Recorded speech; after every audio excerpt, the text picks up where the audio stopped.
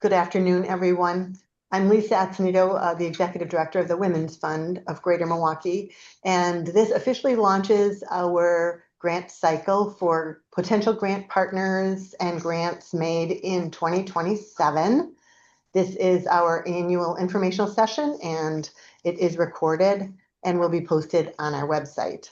With me today is Kosana, so I'll let Kosana say a few things about herself. Welcome, Kosana. Thank you. Hi, everyone. I'm so glad you could all join us today. My name is Kosana Stojcevic, and I am the current chair of the Grant Advisory Committee.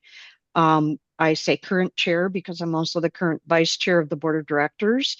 And so next year I'll be taking over as chair of the board of directors, and there will be a new chair in place here. She's also on the call. Her name is Pam Klein, so you'll be seeing her next year. Um, uh, I've been with the Women's Fund for maybe 5 years. And I've been on the grant committee for about 4 years.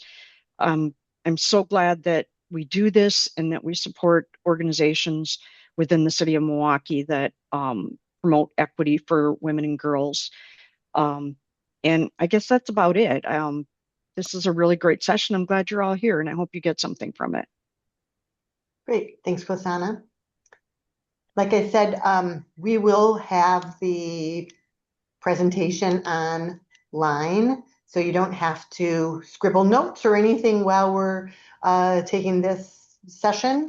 Can everyone see the screen? Kosana, you're my. Yes. Okay, great.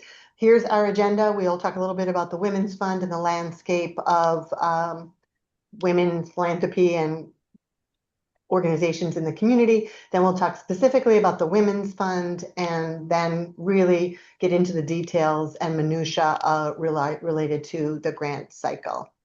And then, like I said, at the end, we'll conclude the recording and then open it up for general communication and Q&A. So, of course, the Women's Fund has a big vision, as so many organizations do.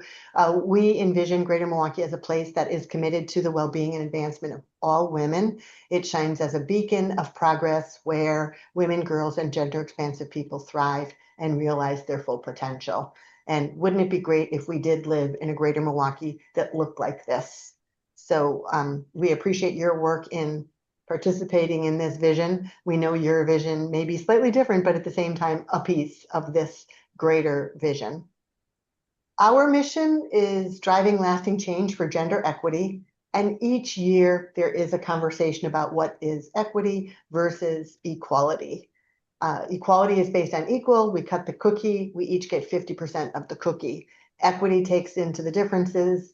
And so maybe you didn't have breakfast. And so I'm taking 1/4 of the cookie and you're taking 3/4. And that would be equitable. It would be taking into consideration our differences. So this is a really important distinction for the Women's Fund. When we're talking about gender equity, we recognize that, of course, we want everyone to live in that perfect community we just described. But at the same time, we recognize that some people have advantages and situations different than the rest. So we're talking about making it more equitable. The other topic that we're always talking about is what is social change versus social service. And we consider ourselves very much in the space of social change, a part of a bigger, broader women's movement, not only locally, but then even across the country. So we're working to protect rights, remove obstacles, address systemic issues, especially those that are really what we would call keystone issues. We totally recognize that making change, especially social change, in making things more equitable takes a long time and might be slow to see any initial results. And we're okay with that. I think it's a really big differentiation when you see it so specifically here is that social service, food, clothing, and shelter. And we know that everybody needs those, and we have supported those social service issues throughout our history. And at the same time, we're very focused on creating the social change that will make gender equity more balanced in Greater Milwaukee. So how does the Women's Fund fit in? This is such a common question, something I get from a lot of people. Some of you may have already heard this from the Women's Fund, but we recognize that there are a lot of women-focused organizations and that those services and opportunities take a lot of different forms. And so we've sort of come up with these three categories. Service providers. Many of you are representing service providing entities. These are the organizations that are helping people when they're in crisis or providing a service in the moment. You could be funded through private philanthropy or maybe government funded. But these are the people in the organizations that are on the front line of providing the service. I think it's pretty easy to discern. The membership organizations, and they come in all kinds, right? Membership organizations that relate to specific categories, women in government, women in banking, women in construction, all those organizations, plus others that have professional development as their key agenda, like Temple Milwaukee, or if service and friendship, like Women's Club of Wisconsin. Member organizations typically have some sort of application or referral system. They typically have annual dues. And then as a member, we might have some expectation for what do we get from that membership and association. But oftentimes the agenda is set by whatever brings us together as members. Then there's another category of organizations like the philanthropic circles. And perhaps many of you have been recipients of gifts and donations from philanthropic circles, whether they're small giving circles or huge giving circles like Impact 100 or 100 Women That Care. Those are demonstrations of philanthropic circles that make gifts to the community. And oftentimes those philanthropic circles have specific membership criteria or opportunities to be involved, either by setting a specific dollar amount or being in a specific group in this neighborhood or in this ethnic group or in this age group. It could be associated with a sorority of some sort as well. So philanthropic circles are great. They play an important role in our community, but none of these really describe the Women's Fund. So the Women's Fund is rather unique in that everyone is welcome. It doesn't matter how you might represent your gender. We don't care. Everyone is welcome. Engagement is valued and essential, but it's always optional. So some people come to our programming all the time. Some people come to other things that we organize, and other people don't, and that's okay. There's no requirement. All our programming is curated with a specific goal in mind. Of course, we have an endowment, and that we have a finite amount of money allocated for our granting, but donations are essential outside of that to do everything else of the Women's Fund, including grant administration, scholarships, advocacy, programming, and everything else. So we do depend on donations, just like many of the organizations represented, although somebody could come to a program and never make a gift, and well, that's okay. We always prefer the all-in category, right? Where someone shows up, makes gifts, tells their friends, the whole gamut of work. Every gift matters, and we talk a lot about philanthropy at the Women's Fund. We talk about money, and we have labeled philanthropy as a philanthropist is someone who gives annually, who gives with intention, and who gives in alignment with their personal values.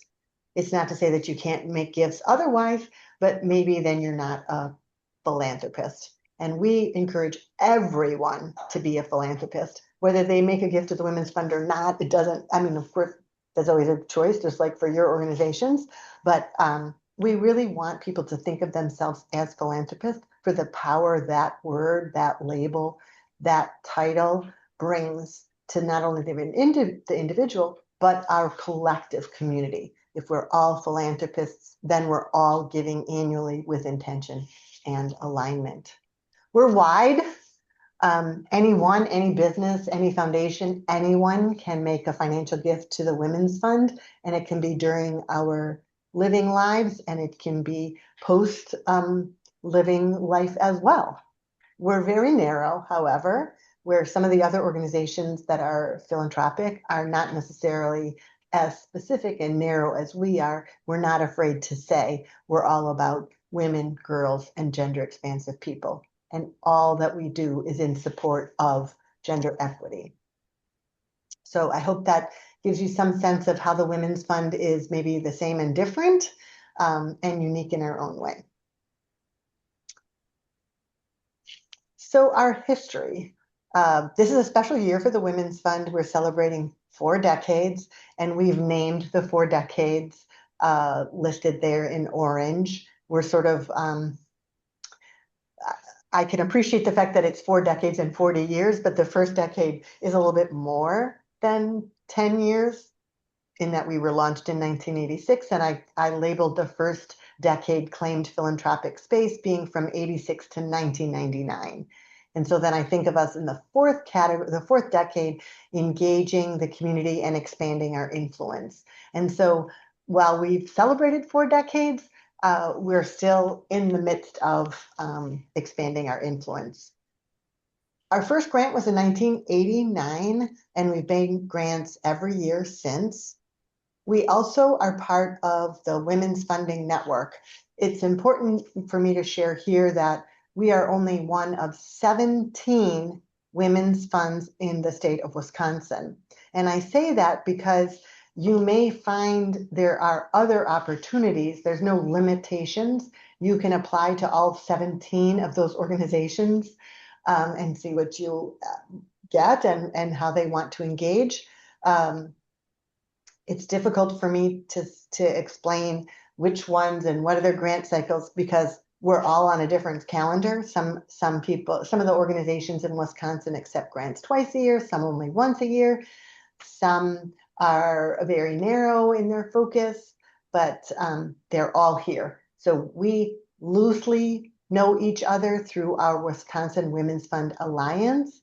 And then some of us from the Wisconsin Women's Fund Alliance are also part of the Women's Funding Network. So if your work goes beyond even state lines, you might find value in understanding the Women's Funding Network. It's made up of approximately 100 women's funds and foundations and social justice funders. But what it does for us is it gives us the chance to hear and learn what other organizations, other granting entities are doing in support of women and girls in their community, but then also gives us the chance to disseminate and share information from around the world in our local community.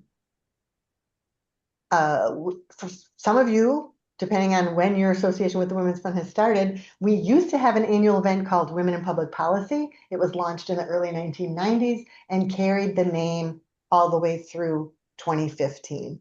And then in 2016, we changed the name to our current annual program, Women's Fund Presents. And in FYI, if you're interested, this year's Women Fund Presents program is all about a gender lens in AI, specifically about equity and equality in AI. It's scheduled for November 18th.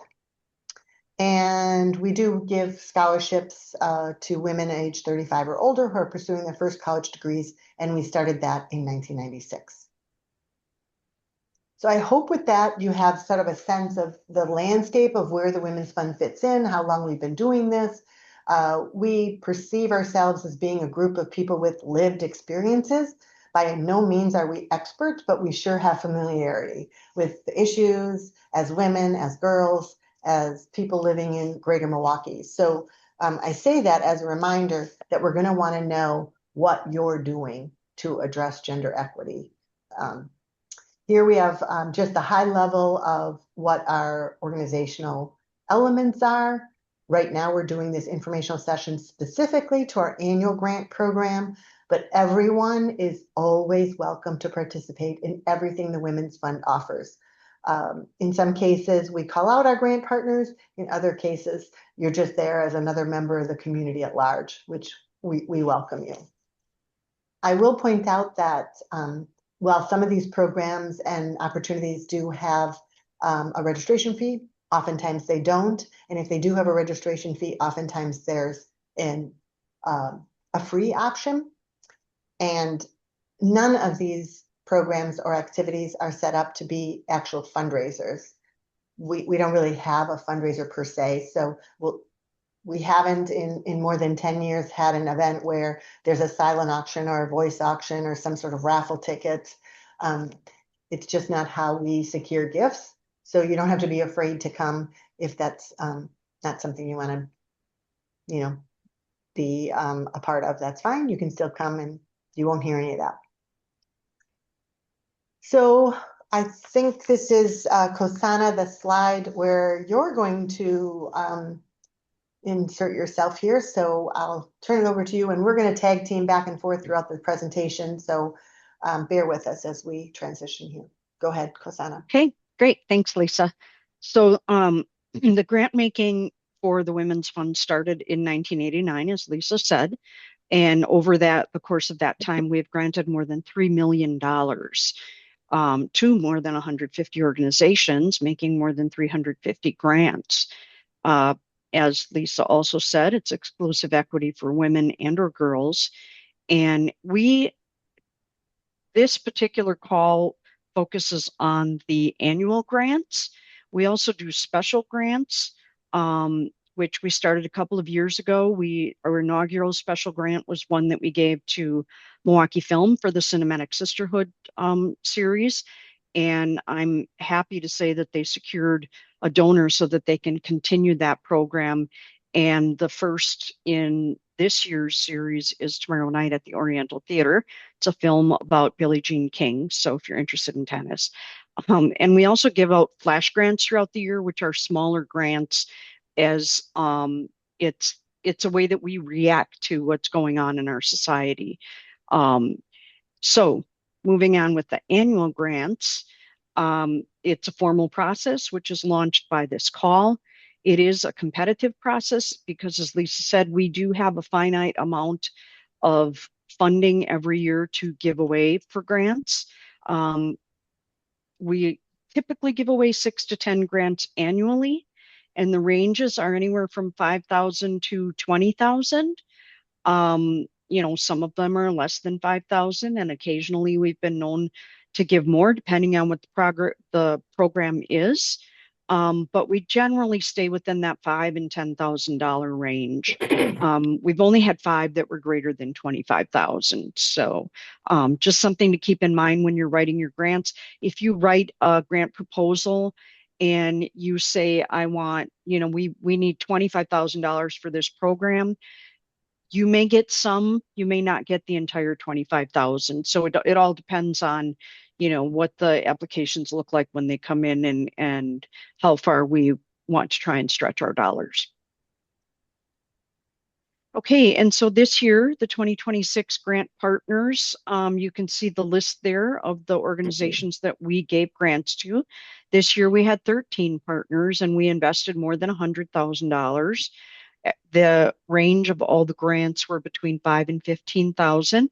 4 of those recipients were first-time partners, and we did not make any multi-year grants.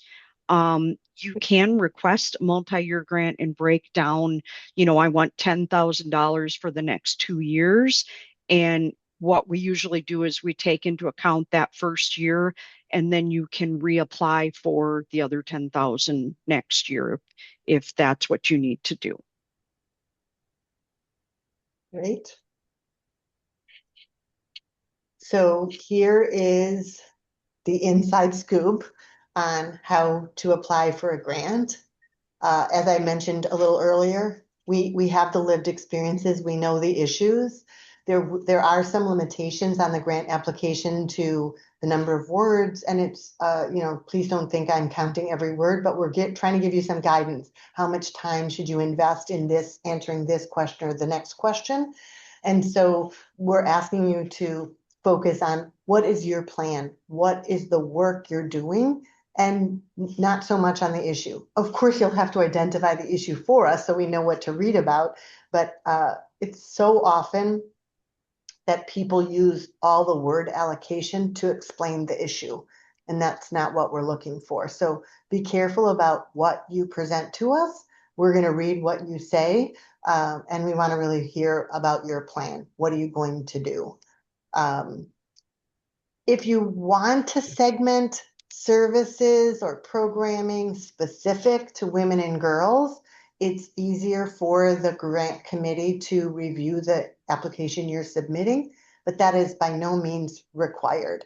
And if I can just take a moment, you can appreciate the fact that there are situations where you're serving people who are maybe gender expansive or might include men or boys, and that's okay, but we are going to take that into consideration. So if you are going to present something that is going to be multi-gendered, then you might want to give us a breakdown of what is the likely percentage of women and girls and gender expansive versus male. Because I will tell you, we have funded some programs that include men, but we're more interested in the things that really support and are in direct service to women and girls. Now, that said, if you were going to do a program to a male dominated audience that was specific about how they, as men, could participate in addressing gender equity, that would be something we're interested in, and that might not need a percentage explained. So you'll really have to interpret this that's fitting for your situation and your proposal. And it is not a hard, fast rule, but draw the line specifically and directly to what is the issue, what's your plan, and who's going to be impacted. I know you heard reference to the city of Milwaukee, but I do want to clarify that we will support programming in greater Milwaukee, all four counties, Milwaukee, Waukesha, Ozaukee, and Washington County. If you don't know, however, I will just underscore the fact that there is a Women and Girls Fund of Waukesha County. They have a separate grant cycle, and we have sort of a soft agreement that we don't do any fundraising in Waukesha County. Nicole doesn't do any fundraising in Milwaukee County, and therefore we're more often to make grants in respective counties. So we typically make grants in 3 counties and not anything so focused exclusively in Waukesha. It's not that we wouldn't, it isn't our focus. If you are crossing and it's difficult for you to map out how many participants in a specific county, that's okay. Don't stress about that. We are very willing to take risks. So I think one of the differentiating points about the Women's Fund grant making is that we know good ideas, it can surface at all levels and in all times. And sometimes when there's crisis, there's even more innovation. And so we're willing to take risks that might not be with a lot of history or outcomes or proven data points. And that's okay. We've been known to take risks and have been seed funding many organizations through the years. We've taken risks on new programmings, new organizations, new staff members, all kinds of new things. So we're not afraid. Give us your idea. If you think it's successful, it could be successful, we might too. As I shared earlier, we're very patient. We realize that change takes time. Of course, results matter. And if you can make a difference in a short period of time, that's wonderful. And at the same time, sometimes effort or a risk, trying something is informing and would help the organization that you're working with even do better the next time. And that's okay. We're good with that. Moving forward, you must represent a 501c3 organization or have a fiscal agent. And this is a question that we get all the time. Well, what if we're a tiny little entity and I'm the only one? And that's okay. Grassroots or well-established, well-known brands, it doesn't matter to us. You can be associated with a national organization or just be something that's specific to Greater Milwaukee. Doesn't matter, large or small. It doesn't matter if you have 3 board directors or 50 board directors or even more. It doesn't really matter. Those are not points that we take into consideration on the front side. If there's, as we're exploring and considering a proposal, these things come into to conversation, but they aren't disqualifiers by any means. And I think what's also important on your application is don't be afraid to explain. If you're asking the Women's Fund for a grant, how do we fit into your overall effort? Are we the only grant partner you're asking for? Or if the Women's Fund were giving you a grant, would we be one of a few, one of many? Is a $5,000 gift an investment from the Women's Fund super important, or just a tiny piece of a large pie?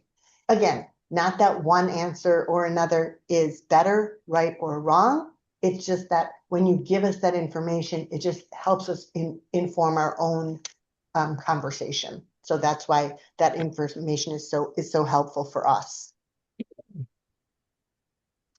What do we fund? We fund a lot of things. And we have and will continue to fund seed funding, as I mentioned, capacity building programs, evaluation, research. It doesn't really matter to us. It's more focused on what do you expect to come from your efforts. It can be something with outcomes that already exist, or it could be something new, as I've shared, one-time project, ongoing support, even operational support. We have given just here's a grant to support your operations, and that's okay. What we won't do is we won't help you build your endowment, and we won't reduce your debt.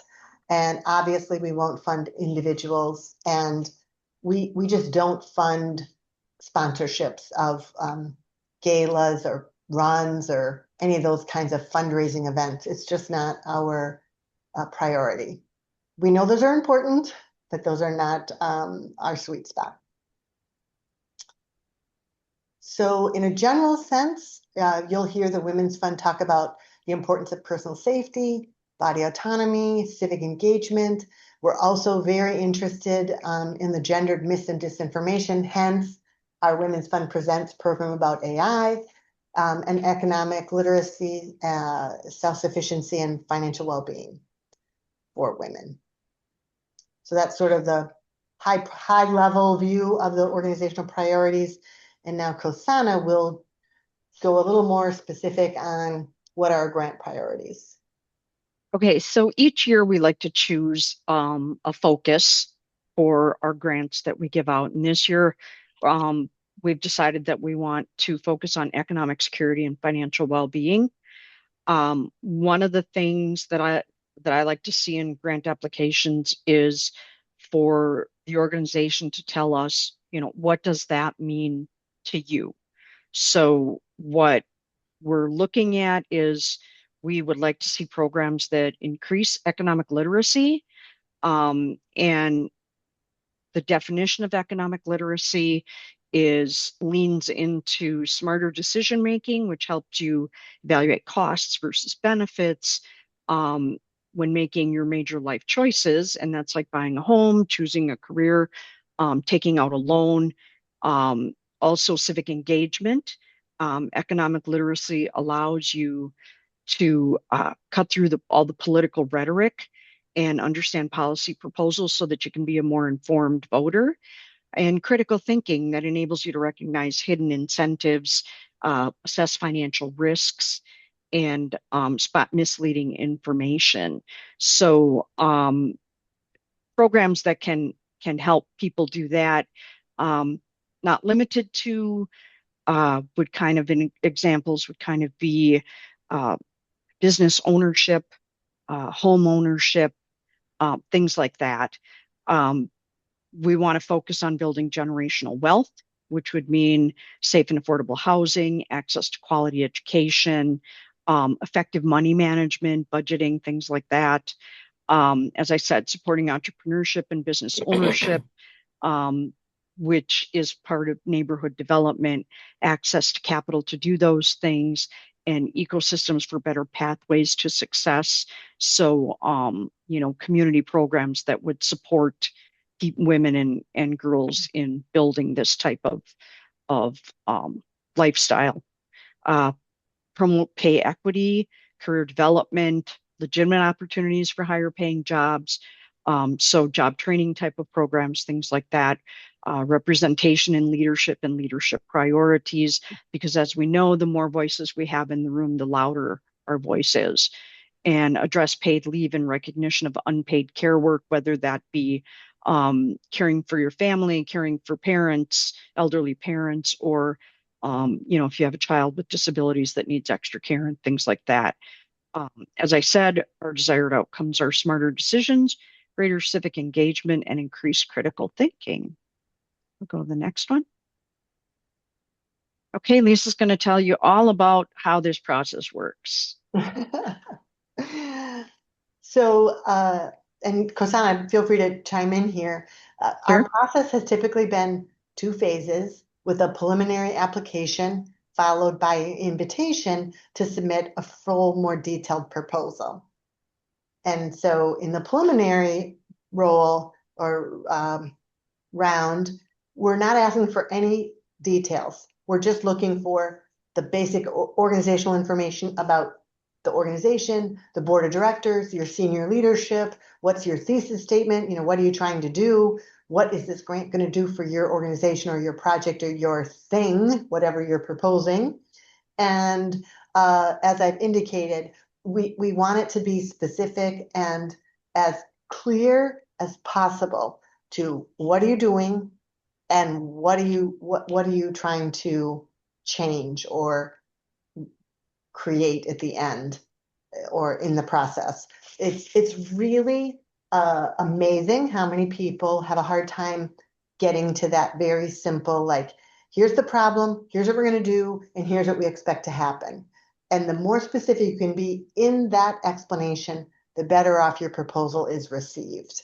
Now, the second piece of it, if there is a second proposal, it is by invitation only, and then we want you to go deep. We want you to really explain to us exactly how is this thing you're proposing is going to come to fruition. Is it something you're already doing? Then go deep on what is that you're doing and what is having such great results. And then also give us some details on what's the cost of what you're proposing. So again, is it a $1 million endeavor and you're asking for 20 grand from the Women's Fund? Or is it a 20 grand proposal and you're asking the Women's Fund to give you the 20 grand in that proposal? So tell us what you're doing, what you're thinking about. Kosana, do you want to just weigh in on what we've done the last couple of years through the preliminaries? Well, what we do is we all review all the applications on our own time, and then we get together as a committee and we talk about them. Everyone submits, yeah, I want to see X amount of these move forward, so let's talk about all this. And then we kind of narrow it down to that, 15 applications that we think really gave us enough information to move forward. And we talked through that, why do we think these should move forward? And at that point we come up with a shorter list, and that's when Lisa reaches out and says, here we have questions on this, we want a full proposal. And then we'll meet again about a month later and then go over the finalists and decide, who we want to fund and how much we're going to fund them for. And the last couple of years? The last couple of years, we have been so efficient in our discussions, and um, the everyone on the committee has pretty much volunteered for something or other. So a lot of us have a lot of knowledge about various organizations, and the last couple of years, we've been able to accomplish all of that in one meeting. So um, we ask you to expect it to take 2 phases, but we have been known to do it in one phase, and then Lisa contacts the finalists and the grant awardees. Which is why it's so important that first preliminary application is so specific, because the last couple of years, the committee was able to make their decisions based on that preliminary application. So we don't want to guarantee that the decisions will be made on the preliminary application alone, though I want everyone to understand that it very well could be.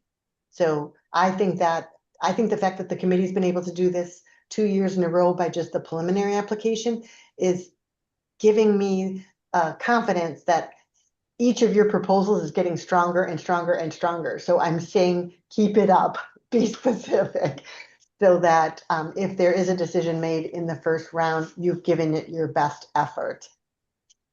With that, I will get to the dates. We will for sure have the application available on our website Friday afternoon. It may be available before then, but for sure it will be available on Friday afternoon. Then you'll have basically 2 months to develop and create your preliminary application. You'll send it to me either electronically or in the US mail. And the committee will then meet likely in September. We'll get back to all the applicants to let them know whether they've been invited to submit a second application or if they've been that they're not moving forward. And then if there is a final application, it will be due probably the first week of October. And then the committee will meet. There is a recommendation made to the board of directors, and then the board approves it or discusses it, makes any tweaks and modifications, and we notify the applicants the week of December 14th. And then we typically distribute the grant checks in January. However, we have in some cases distributed the grants in December. So it just varies. If you are selected as one of our grant partners, we do ask you to stay in contact with us. You have to accept the grant with a signature on our grant agreement. We ask for photos or quotes. We're asking for a mid-year update typically in July or August. And then we do ask for a final report the following January to tell us, what was it? What was your experience and what happened? So with that, I will formally conclude the recorded aspect of this, and just a moment, we'll take it from there. Thanks so much for everyone participating. I really appreciate your patience and your interest in the Women's Fund. We hope that you have a better understanding of what we're looking for and maybe even a better understanding of our organization.